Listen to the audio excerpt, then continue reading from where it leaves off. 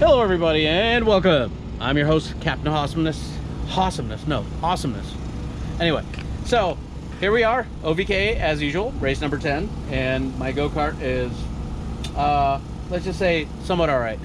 What I mean by that is I just made a couple of changes. I went over to my preferred Burrell builder, Mark Stehle, and we made some changes with my pedals and just a few things related to that, because if you've seen any of my videos, my feet have a hard time reaching the friggin' pedals, especially the brake pedel. So we made some changes there. No. So we're waiting on the thing to stop talking. That's what. Oh, okay. Yeah. That's Micah. He's with Racing for Vets, Prime Marine Corps vet, but I won't hold that against him. Yeah. But we're waiting on the PA to be quiet, which it is now. So long story short, yeah, just made a few changes. Got my brakes worked on as well because there was a problem with it braking. So I gotta tell you real quick, even if I might not have said it, being at Fremont last weekend was fun, but definitely Micah, you? Once again, Micah Malcolm. Oh, look. Come to registration, please. Have fun. Yeah. So yeah, Micah just got called.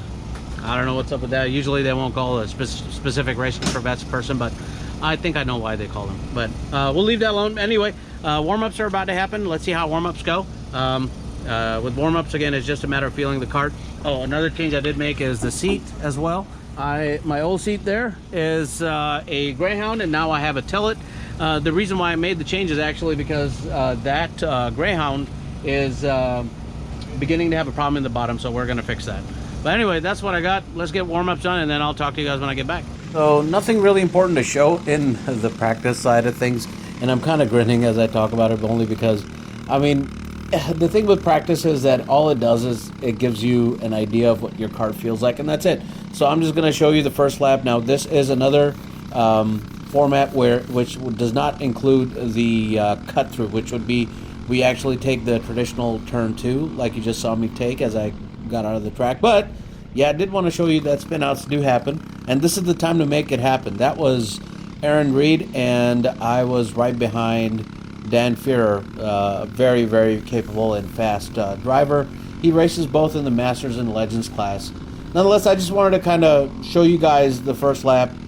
Again, nothing uneventful, but it was just me trying to get a feel for my kart, and I really felt the way it turned, but I think I was a little off about a couple of things with it. All right, I don't know if you can see how much I'm sweating, but I'm sweating. Warm-ups went well. I think I did pretty all right in terms of how the kart feels. Made a lot of changes, like I mentioned, not everything I've mentioned before, but the kart felt a lot better. It felt like it should be, especially with pedal feel. So I'm loving that. Now it's just a matter of seeing how I compare to the competition. So unfortunately, I won't find that out till we hit qualifying. We'll see if that formula works out to make us faster today.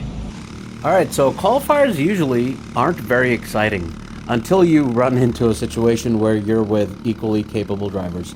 Anyway, this is our first lap out, so we're all scrubbing our tires, trying to get as much heat that we can on them and go for it. So I've got Tyler Curley in front of me, who has then Dan Fearer in front of him, and then a couple other drivers. And in particular, I'm going to talk about number 58, and I forget what Brian Ray's kart number is, but in any case, they'll play a key role here. But first lap, we're about to go around. We're kind of getting comfortable and settled in, and now all we're going to do is try to get the fastest lap and try to get the best out of that qualifier, even with all that traffic in front of us. So let's just kind of see how this lap ends. And again, it doesn't really end on a bad note, but we'll skip right into here where I have Tyler in front of me, and now there's 58, and Dan Fearer's way gone. And Tyler's able to find himself around 58, and I'm still trying to get that right pace. Now 58, it seems like an alright driver, but there are places where, look at this situation here in turn 3, they're going too wide in, or they're just really slow, so I have to be careful around them. But anyway, here we are in another situation where we're right behind 58 a couple laps later, and I see Tyler in front making a pass on Brian Ray, and now I gotta get some way somehow around him and number 58, that is, and Brian Ray. And I'm just watching what's happening. I get close enough to actually kiss the guy in the back a little bit, and by that I mean just touch his bumper. really, I'm trying to get fast. I just need to get the fastest lap time possible, and frankly, these guys are slowing me down, so really he is at the moment, and I got to find my way around so I can get the fastest lap time. That's all I'm thinking in the back of my head. So I kind of back out a little bit and look for opportunities where I can pass him. I'm keeping an eye on Brian, and Brian for some reason goes way out into turn 2. That almost causes a collision between these two guys and gives me the perfect opportunity to get around him, and I do. And I'm glad that I do, because in the lap later, which you guys will not see, I did get the fastest possible lap time that I could get out of the kart, given the situation of traffic.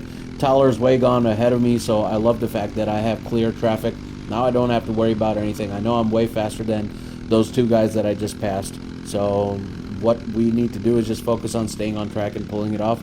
And I think I do. I don't exactly remember how I did, but I suppose in the after qualifier footage you'll get to see what I have to say.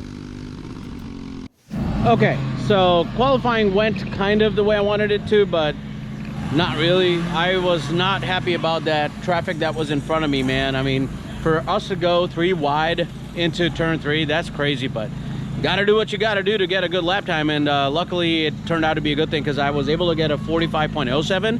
However, because of all that traffic in front of me, I easily lost 0.3 of a second, I think, so could have done better.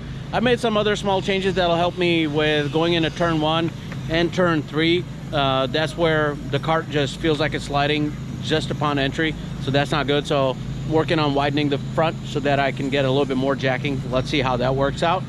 But other than that, I really like the way the car feels. I shaved off 0.8 of a second from warm-up to qualifying just by making some other changes as well.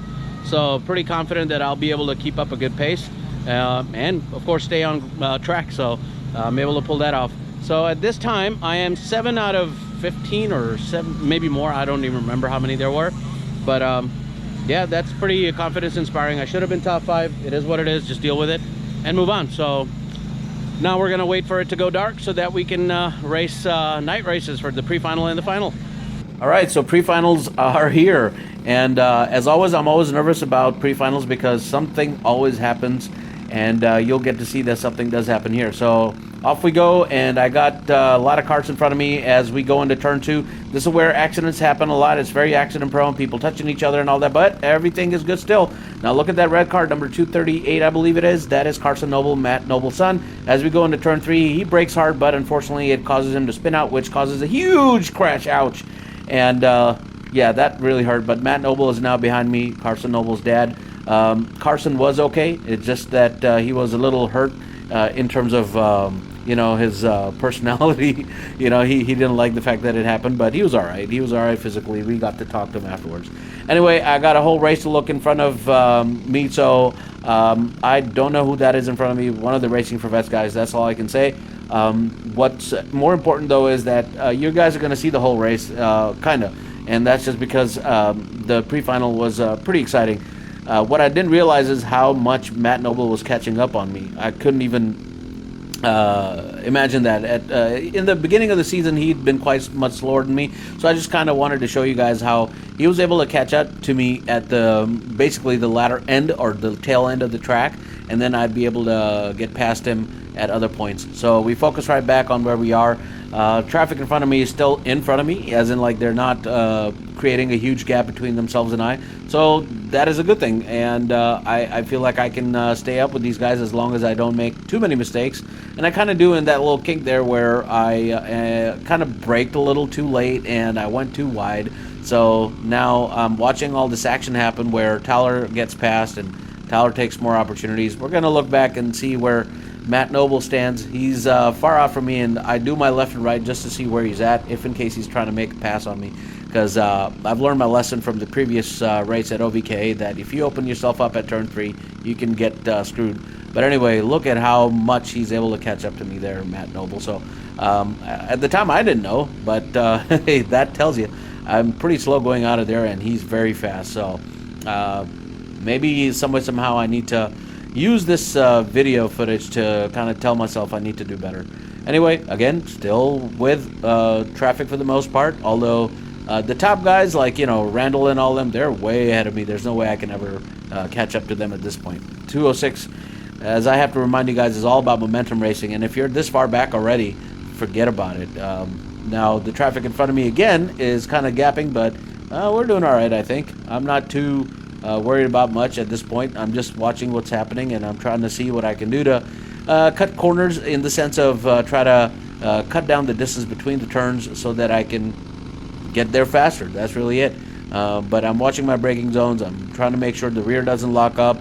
All these things that I've made huge mistakes on. Yet again, I take a very wide turn, and just look at how much gap that creates between myself and the traffic in front of me. This makes me want to look back, only because I'm like, okay, they're getting far away. That means people behind me are probably going to be closer. And it's, again, just a fear. So now I do a little bit of defensive driving, but then I go out once I see that nobody is on my inside. And now I'm just trying to make a better pass than what I've done. Always improving my lines, too. That's one thing I have to tell you guys. It's not like I take the same lines all the time now.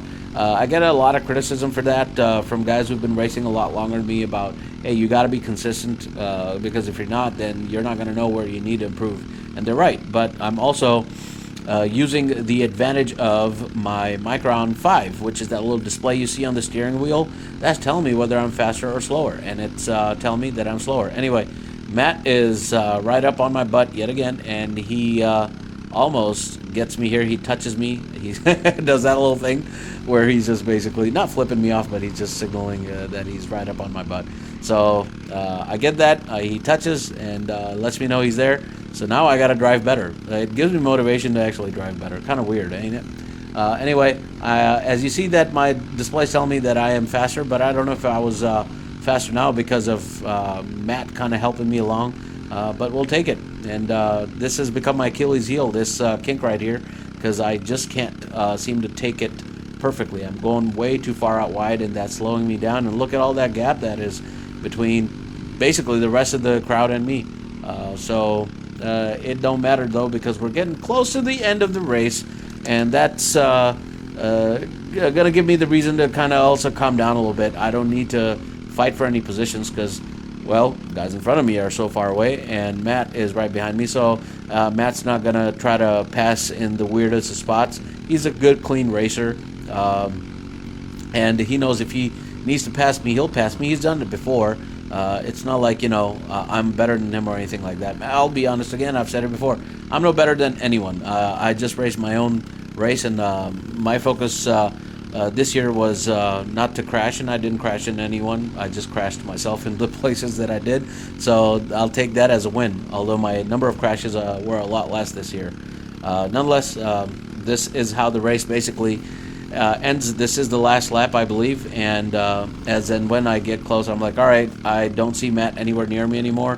I mean, he's behind me, but he's not behind me to the point where he may take over my spot. So I start to drive just a little bit easier on myself. I'm not really needing to push anything, because in this area here, you got to be really good to pass, and you really have to have a huge advantage over the guy in front of you. And that wasn't the case here, so I finished basically where I started, which is okay by me.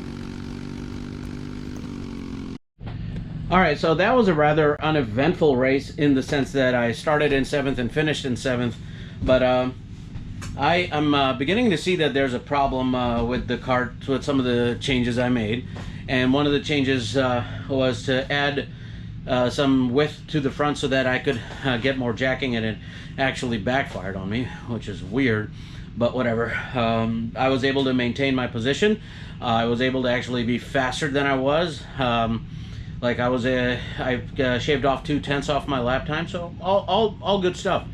But now we're going to the final, and I got to do better. So I'm gonna go out there, check out the kart, make sure of what I can do. I have no idea, to be honest with you guys. But yeah, you don't want to be sliding as you enter into a turn. So gotta figure something out. So we'll see what we can do.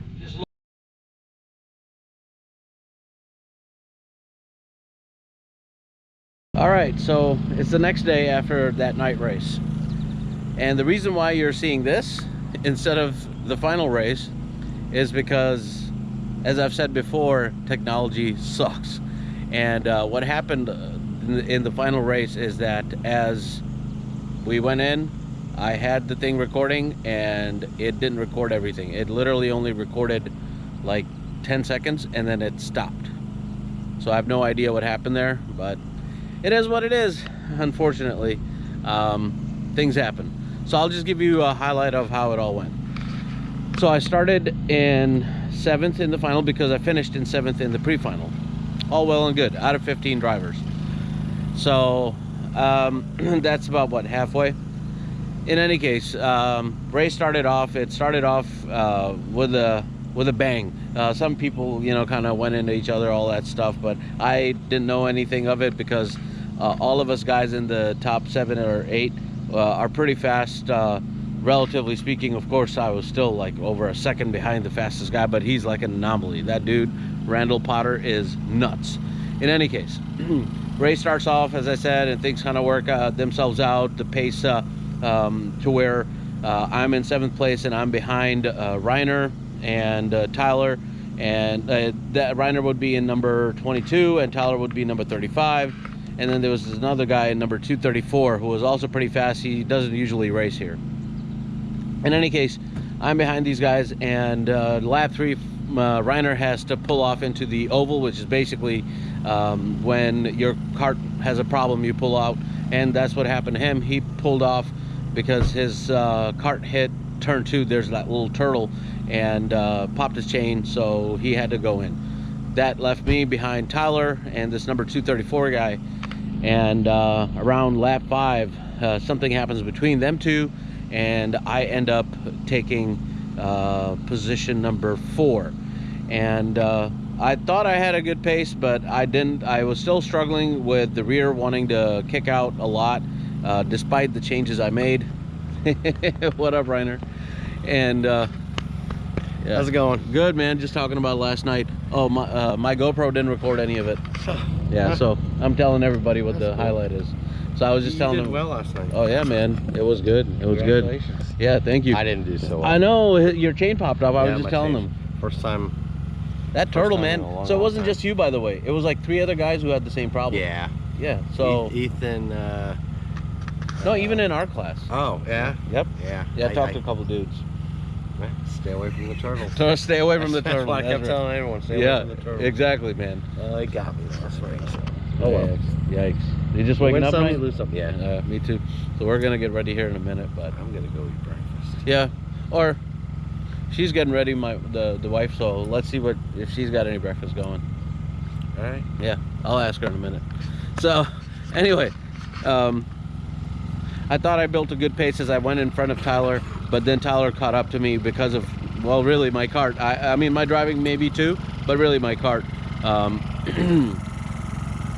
He finds himself in turn 3, he finds him way around me, and then 234 also had very good pace. He's pretty fast actually, and he was pretty aggressive too, as a matter of fact. He kept bumping me, and I did good defensive driving, I could say, and ultimately ended up in 5th place. So great accomplishment for me, I think. A lot better driving than I've done in any other time before. I stayed on track, that's like huge. So all in all, very happy with the way the kart turned out, but the kart still needs some improvement because of all this other stuff that happened. We got to figure it out. So all in all, it was a great night. I'm pretty happy about getting within the top 5, because of course that was the goal when I started out. Podium might be a bit of a chase still, because I still got to iron out so many things. So driving style is number 1, and then the kart itself needs a little bit of tuning. So still great day, I enjoyed it. Unfortunately, of course, I don't have the footage for you guys to see, but it was some good action-packed stuff. I'm still reliving everything that went on as and when I was out on track, man. It was so awesome. But anyway, I'm gonna finish up packing up, and once I'm done from here, of course, I'll head out home. So thanks again, guys, for watching. I really appreciate it. For a 3rd time, I apologize I don't have a recording of the final race, but if I find footage for somebody else, I might put that in there. Have a good one, guys, and I will see you all at the next Apex. Bye-bye.